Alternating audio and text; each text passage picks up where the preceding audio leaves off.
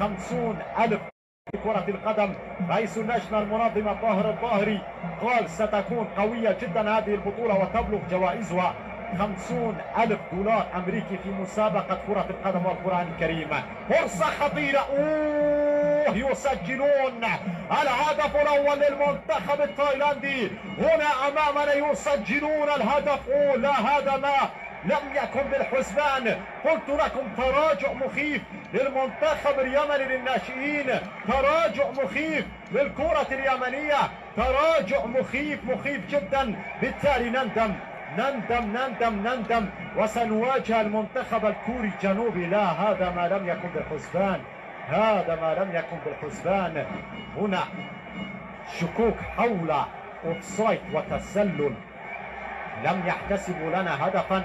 وهنا شكوك حول تواجد اللاعب التايلاندي في موقف